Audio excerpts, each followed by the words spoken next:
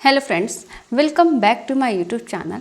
आज की इस वीडियो में हम डिस्कस करेंगे विंटर के टाइम पे हार्ट अटैक क्यों आता है, किन कारणों से आता है, वार्निंग साइन क्या है, किन साइंस को आप देख के पहचान सकते हैं कि हार्ट अटैक के साइन है, और लास्ट में डिस्कस करेंगे प्रिवेंशन के बारे में, कैसे आप इन सब को प्रिवेंट कर सकते हो, कैसे इन सब से बचाव कर सकते हैं। ठंड के टाइम में हार्ट अटैक आने का कारण क्या क्या है। ठंड के टाइम पे हमारा ब्लड वेसल, हार्ट के जो आर्टरीज है ये कॉन्स्ट्रिक्ट हो जाती है। हार्ट के जो ब्लड वेसल्स है वो कॉन्स्ट्रिक्ट हो जाती है, नैरो हो जाता है, पतला हो जाता है, जिसकी वजह से ब्लड प्रेशर बढ़ता है, हार्ट रेट बढ़ जाता है, रिदम बढ़ जाएगी और बॉडी में अच्छे से ब्लड का फ्लो और ऑक्सीजन का फ्लो नहीं हो पाता है, जिसकी वजह से हार्ट अटैक आने का रिस्क होता है। नेक्स्ट है लो एक्सपोजर ऑफ सनलाइट। सनलाइट का बहुत कम आना या फिर हम सनलाइट में बहुत ज़्यादा एक्सपोज नहीं कर पाते हैं, तो ऐसे में पर्सन में विटामिन डी की डिफिशिएंसी हो सकती है, विटामिन डी की कमी हो सकती है। तो अगर पॉसिबल है तो सनलाइट एक्सपोजर ले, क्योंकि बॉडी में अगर विटामिन डी की कमी है तो ये हार्ट डिजीज या फिर हार्ट प्रॉब्लम से कनेक्टेड हो सकता है। इसलिए ठंड के टाइम पे जितना हो सके पॉसिबल हो तो सन एक्सपोजर लीजिए, जिससे विटामिन डी की डिफिशिएंसी बॉडी में ना हो। ठंड के टाइम में जो कॉमन फ्लू होते हैं, कफ एंड कोल्ड फ्लू, ये सारी समस्याएं जो होती हैं ये भी बॉडी में इन्फ्लेमेशन क्रिएट कर सकती है।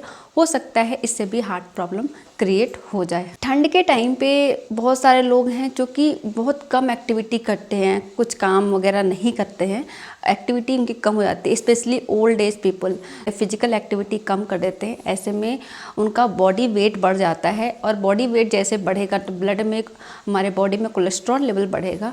बॉडी में अगर कोलेस्ट्रॉल बढ़ता है तो हमारी ये हार्ट की आर्टरीज में और हमारे ब्लड वेसल्स में कलेक्ट होगा, जो कि अल्टीमेटली ब्लड फ्लो को इंटरप्ट करता है और हार्ट अटैक लाने का कारण बन सकता है। नेक्स्ट है ठंड के मौसम में प्यास बहुत कम लगती है या फिर ना के बराबर लगती है, तो ऐसे में पानी, बहुत सारे लोग हैं जो पानी कंजप्शन बहुत ज़्यादा कम कर देते हैं, पानी ना के बराबर पीते हैं। ऐसे में अगर आप पानी बहुत कम पीते हैं तो आपका हो सकता है खून गाढ़ा हो जाए। खून गाढ़ा होने की वजह से खून का थक्का बन सकता है और ये थक्का किसी बॉडी पार्ट्स में जाके या फिर हार्ट में जाके वो हार्ट अटैक करा सकता है। इसलिए अगर आपको प्यास ना भी लगे तो भी पूरे दिन का 8 से 10 ग्लास पानी पीजिए, जिससे आपकी बॉडी हाइड्रेटेड हो। जितना रिकमेंडेड अमाउंट ऑफ वाटर आपको बोला गया है, जितना पानी पीने के लिए बोला गया है, उतना पानी कम से कम आपको पीना ही है, नहीं तो खून गाढ़ा हो सकता है। ठंड के मौसम में बहुत सारे लोग हैं जो कि ठंड को भगाने या फिर ठंड को कम करने के लिए चाय, कॉफ़ी और अल्कोहल तक लेते हैं कि ठंड कम हो जाए। मल्टीपल टाइम वो चाय कॉफ़ी लेते रहते हैं, जिससे उन्हें लगता है कि ये ठंड कम हो जाएगी, लेकिन ऐसा नहीं होता है। अगर पर्सन बार बार चाय या कॉफ़ी लेते हैं तो उनमें डिहाइड्रेशन होने की समस्या बढ़ जाती है, बॉडी डिहाइड्रेट हो सकती है। अगर बॉडी डिहाइड्रेट हो गई तो खून गाढ़ा हो सकता है और खून का थक्का जम सकता है, खून का थक्का बन सकता है और इसकी वजह से हार्ट अटैक आने के रिस्क बढ़ जाते हैं। अगर बॉडी डिहाइड्रेट है, मान लीजिए अगर कोई पर्सन है जो बहुत ज़्यादा स्वेटिंग में, बहुत ज़्यादा गर्मी में काम कर रहा है, बाहर काम कर रहा है, उन्हें बहुत ज़्यादा एक्सेसिव स्वेटिंग हो रही है और ऐसे में उन्होंने पानी नहीं पिया या फिर कुछ लिक्विड नहीं लिया, तो बॉडी डिहाइड्रेट होगी तो खून गाढ़ा होगा और ऐसे में हार्ट अटैक आने का रिस्क बढ़ जाता है। इसलिए अगर आप गर्मी के मौसम में भी हैं, बाहर हैं, सनलाइट में हैं, बहुत ज़्यादा काम कर रहे हैं, फिजिकल एक्टिविटी हैवी कर रहे हैं और आपको बहुत ज़्यादा स्वेटिंग हो रही है, बहुत ज़्यादा पसीना आ रहा है, तो आपको हमेशा टाइम पे, थोड़े टाइम पे पानी पीते रहना है, जिससे आपकी बॉडी हाइड्रेट रहे और पानी की कमी बॉडी में ना हो, बॉडी डिहाइड्रेट ना हो। डिहाइड्रेशन होने की वजह से भी खून गाढ़ा हो जाता है और खून का थक्का बन सकता है और पर्सन में हार्ट अटैक आने का रिस्क बढ़ सकता है। इसलिए ऐसे पर्सन जो बाहर काम कर रहे हैं, स्वेटिंग है उनको बहुत ज़्यादा हो रही है या फिर उनको वॉमिटिंग या फिर डायरिया हुआ है, जिससे पानी का बहुत ज़्यादा लॉस हो गया है बॉडी से, तो उन्हें बार बार पानी पीते रहना है, तो जिससे उनका बॉडी हाइड्रेट रहे, डिहाइड्रेशन में वो ना जाए। ये तो हो गए कुछ कारण कि किस वजह से विंटर में हार्ट अटैक आने का रिस्क होता है। नेक्स्ट हम डिस्कस करेंगे कुछ वार्निंग साइन।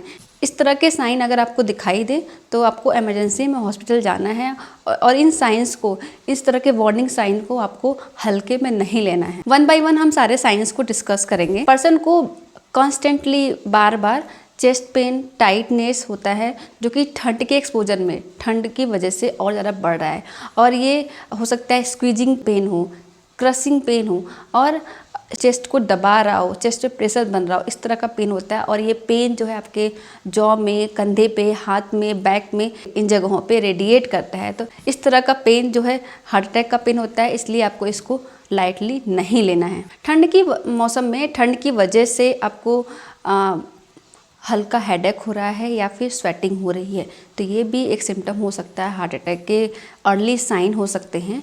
तो इसको भी आपको इग्नोर नहीं करना है। नेक्स्ट है अनयूजुअल फटीगनेस या फिर वीकनेस।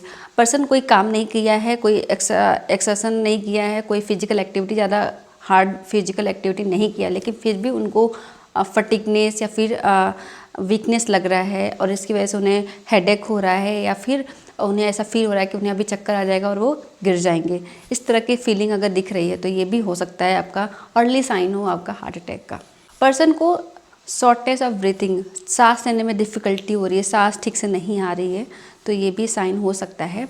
पर्सन को नोजिया होगा, वॉमिटिंग होगा, तो ये हो सकता है हार्ट बर्न या फिर पेट में जलन की वजह से हो। कई बार ये पेट की जलन मान के इसको नॉर्मल ले लेते हैं, लेकिन कई बार ये सिम्टम हार्ट अटैक से रिलेटेड होते हैं। तो इस सारे सिम्टम को अगर ये कंस्टेंटली बार बार दिखाई दे तो इसको इग्नोर बिल्कुल भी ना करें। ये तो हो गए कुछ वार्निंग साइन हार्ट अटैक के, कि विंटर के टाइम पे आपको किस तरह के वार्निंग साइन मिलते हैं कि आप अलर्ट होके एक्शन ले सको। नेक्स्ट हम डिस्कस करेंगे प्रिवेंशन, बचाव कैसे किया जाए, विंटर में अपना ध्यान कैसे रखा जाए जिससे कि आप हार्ट अटैक के रिस्क से बच सके। ठंड के टाइम पे आपको अच्छे से अपने बॉडी को वार्म अप रखना है, गर्म कपड़े पहनने हैं, अपने सर को, हाथ को, पैर को, स्पेशली चेस्ट को, इन सारे एरिया को कवर करके रखना है जिससे आपके बॉडी का टेम्परेचर मेंटेन रहे।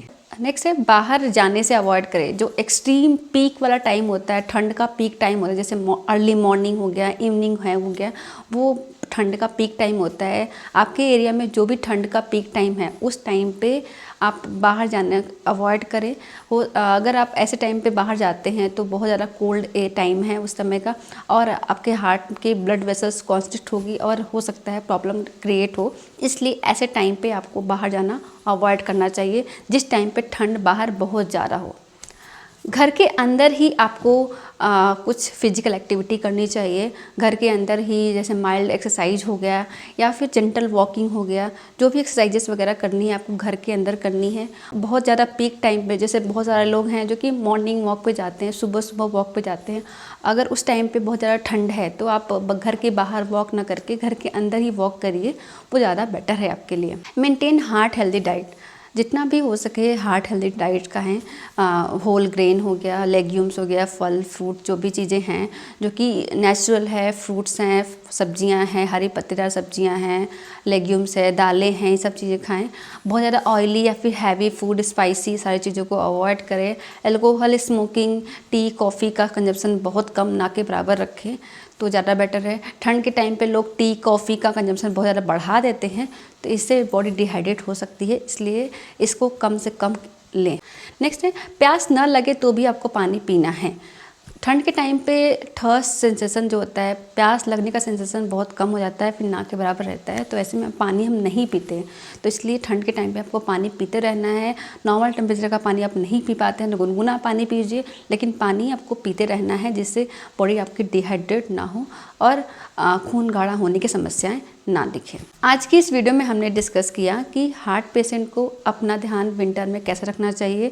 ठंड के मौसम में हार्ट पेशेंट, जो स्पेशली जो हार्ट पेशेंट हैं जिन्हें पहले से ही हार्ट डिजीज़ है या फिर हार्ट की अदर कोई प्रॉब्लम है, तो उन्हें बहुत ज़्यादा रिस्क होता है कि हार्ट अटैक आने का। तो ऐसे में अपनी दवाइयाँ कंटिन्यू लें, दवाइयाँ मिस ना करें। अगर आपको कोई खून पतला करने की दवा चल रही है तो उसे कंटिन्यू लें, उसको बिल्कुल भी मिस ना करें और अपना टाइम पे चेकअप कराते रहें जिससे कोई प्रॉब्लम अगर होने वाली हो तो अर्ली डायग्नोस हो जाए। ठंड के टाइम पे बहुत ज़्यादा जो रिस्क में होते हैं वो जो पहले से डायग्नोस है हार्ट पेशेंट है उन्हें होती है, या फिर किसी पर्सन को डायबिटीज़ है, हाइपरटेंशन है, या फिर अदर कोई किडनी या फिर हार्ट की अदर प्रॉब्लम है। तो ऐसे पेशेंट बहुत ज़्यादा रिस्क पे होते हैं कि उन्हें ठंड के मौसम में थोड़ी प्रॉब्लम आ सकती है। लेकिन आप कुछ जो प्रिवेंशन हमने बताया उस प्रिवेंशन को ध्यान में रखते हुए अपने आप को बचा सकते हैं। आई होप ये वीडियो आपके लिए हेल्पफुल होगा। ऐसी और जानकारी के लिए मेरे चैनल को सब्सक्राइब करें, वीडियो को लाइक करें एंड शेयर करें। Okay, thank you.